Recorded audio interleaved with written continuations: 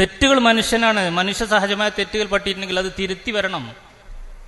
ഉസ്താദുമാർ പറഞ്ഞതിൽ തെറ്റില്ല എന്നുള്ളത് മുഷാവറ 40 അംഗ മുഷാവറ കൂടി തീരുമാനിച്ച ഒരൊറ്റ ദിവസം എടുത്ത തീരുമാനമല്ലല്ലോ.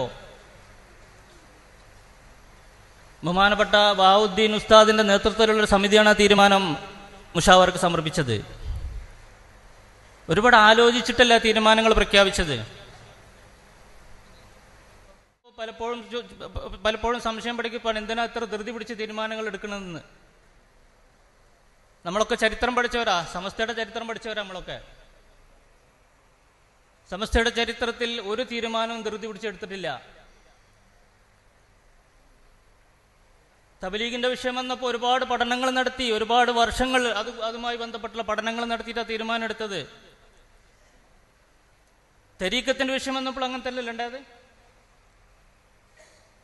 ആലുവ തരീക്കത്തിന്റെ വിഷയത്തിൽ 3 വർഷത്തിൽ കൂടുതൽ പഠിച്ചു എന്നാണ് ഞാൻ മനസ്സിലാക്കിയിട്ടുള്ളത്.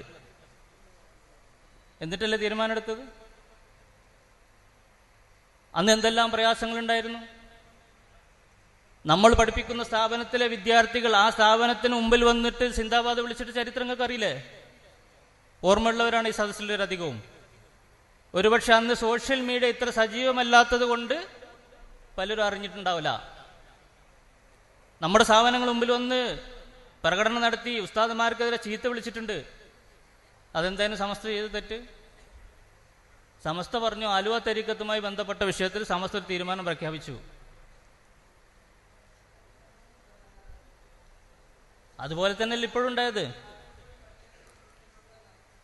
ഒരുപാട് കാലം ചർച്ചകളും ഉപചർച്ചകളും നടത്തിയതിന്റെ അടിസ്ഥാനത്തിൽ സമസ്ത തീരുമാനിച്ച, മുഷാവറ തീരുമാനിച്ച, സമിതി എടുത്ത പഠിച്ച പഠന റിപ്പോർട്ട് സമസ്തയിൽ സമർപ്പിച്ചതിന്റെ അടിസ്ഥാനത്തിൽ തീരുമാനം വന്നു.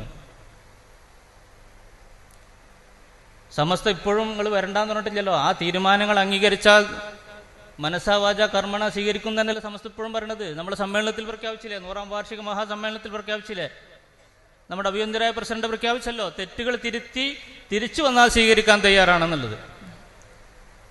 നമ്മൾ മനസ്സിലാക്കേണ്ട ചില വസ്തുതകൾ മാത്രം നിങ്ങളെ ശ്രദ്ധയിൽപ്പെടുത്താൻ ഞാൻ ആഗ്രഹിക്കുകയാണ്. ആദം നബി അലൈഹി സ്വലാം ഭൂമിയിലേക്ക്, സ്വർഗത്തിൽ നിന്ന് ഭൂമിയിലേക്ക് ഇറങ്ങി വന്നപ്പോൾ അതിൻ്റെ കൂടെ ഒരു സാധനം പോന്നിട്ടുണ്ട്.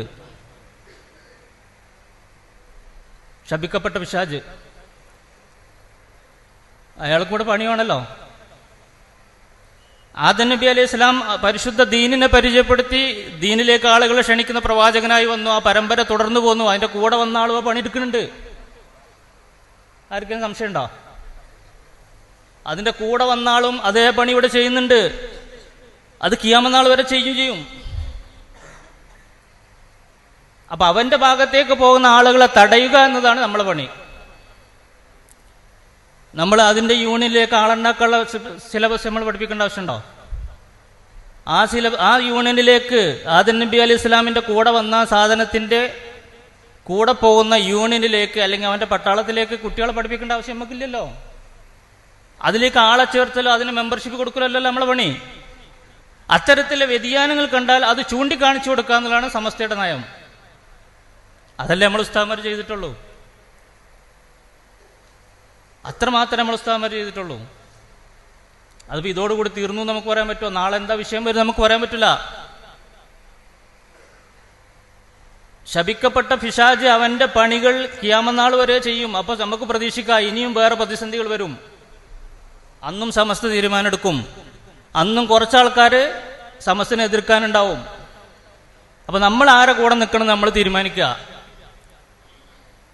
അതുപോലെ മറ്റൊരു വസ്തു നമ്മൾ ശ്രദ്ധിക്കേണ്ടത്, ദജ്ജാൽ വരാൻ പോകണ്ടല്ലോ ഖിയാമത്ത് നാളില്. അവസാനത്തില് ദജ്ജാലിന്റെ കൂടെയും കുറെ ആൾക്കാരുണ്ടാവുമല്ലോ. അള്ളാഹു കാത്തുരക്ഷിക്കട്ടെ. നമ്മുടെ പരമ്പരയിൽപ്പെട്ടവർ അങ്ങനെ ആവാത്തവരാവാനുള്ള കാത്തുരക്ഷിക്കട്ടെ. അപ്പൊ അത് പെട്ടെന്ന് ഉണ്ടാവണമല്ല. അന്നുള്ള ആൾക്കാർ ഇന്നാ പിടിച്ചോന്ന് പറഞ്ഞിട്ടുണ്ടാവണമല്ല. അതിനുള്ള പ്രക്രിയ നേരത്തെ തുടങ്ങുന്നുണ്ട്. ആ കൂട്ടത്തിൽ കൂടാനുള്ള ആളുകളുടെ അള്ളാഹു കാത്തുരക്ഷിക്കട്ടെ. അപ്പൊ ഇതിനൊക്കെ സംരക്ഷണം കൊടുക്കലാണ് സമസ്തയുടെ പണി. അപ്പൊ സമസ്തക്ക് മൂല്യമില്ല, സമസ്തയിൽ വിശ്വാസം നഷ്ടപ്പെടുക, ഉമ്മത്തിന്റെ ഈമാനിന് ഭംഗം വരുത്താനുള്ള ശ്രമങ്ങൾക്ക് ഏറ്റവും നല്ല പണി എന്താ? ഇതിൽ ജനങ്ങൾക്കുള്ള വിശ്വാസം നഷ്ടപ്പെടുത്തുക.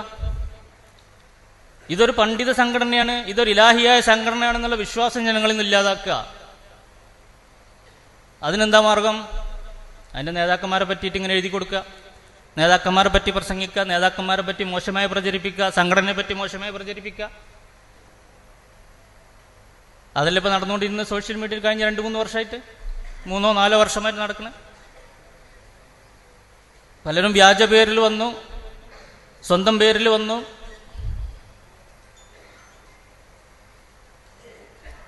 അങ്ങനെയല്ല നടന്നിരുന്നത്.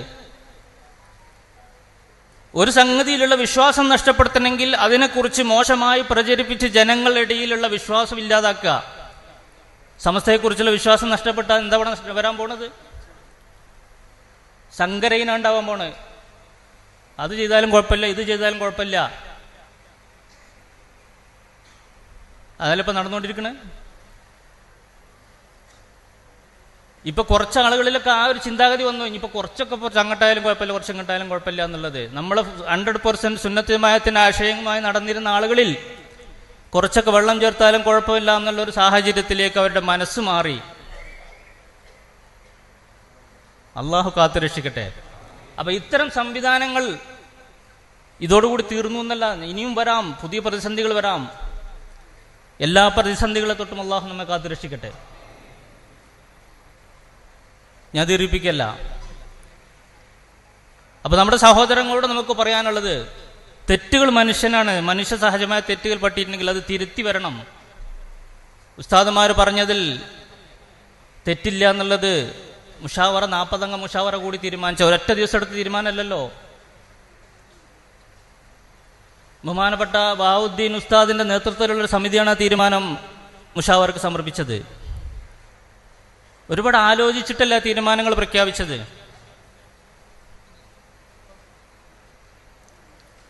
നമ്മളൊക്കെ നാടുകളിൽ എന്തെങ്കിലും പ്രതിസന്ധി അല്ലെങ്കിൽ ഒരു മസാലയുടെ ഒരു മസാല കിട്ടണമെന്നുണ്ടെങ്കിൽ, അല്ലെങ്കിൽ ഒരു ഉത്തരം കിട്ടണമെന്നുണ്ടെങ്കിൽ, മസാലയുമായി ബന്ധപ്പെട്ട വിഷയങ്ങളിൽ ആധികാരികമായ ഒരു ഉത്തരം കിട്ടണമെങ്കിൽ നമ്മൾ സമീപിക്കുന്ന ആരെയാണ്? സമസ്ത മുഷാവറയാണ് സമീപിക്കുക. സമസ്തക്ക് നമ്മൾ രേഖാമൂലം കൊടുക്കണം. വാക്കാൽ പറഞ്ഞാൽ സ്വീകരിക്കൂല, രേഖാമൂലം എഴുതി കൊടുക്കണം. അത് ചർച്ച ചെയ്ത് രേഖാമൂലം മറുപടി കിട്ടും. അത് പരസ്യപ്പെടുത്തേണ്ടതാണെങ്കിൽ പരസ്യപ്പെടുത്തി പറയും. അതല്ല വ്യക്തിപരമായി കൈമാറേണ്ടതാണ്, ആ രീതിയിൽ കൈമാറ്റം ചെയ്യും. അപ്പൊ ഈ സംവിധാനത്തോടുള്ള വിശ്വാസം നഷ്ടപ്പെടുത്താനുള്ള ശ്രമങ്ങൾ നടക്കുകയാണ്. അത് നമ്മൾ ചെറുത്തു തോൽപ്പിക്കേണ്ടതുണ്ട്. അങ്ങനെ സംഭവിച്ചാൽ ഞാൻ നേരത്തെ സൂചിപ്പിച്ചതുപോലെ കോക്ടെയിൽ സുന്നികളായി മാറും ഇനി വരുന്ന തലമുറ. ആ ഒരു സംവിധാനം ഉണ്ടാവാൻ പാടില്ല. നമ്മളെ മക്കൾ നമ്മൾക്കെതിരായിട്ട് സംസാരിക്കുന്ന സാഹചര്യം ഉണ്ടാവും. അള്ളാഹു സുബ്ഹാനഹു വ തആല കാത്തുരക്ഷിക്കട്ടെ.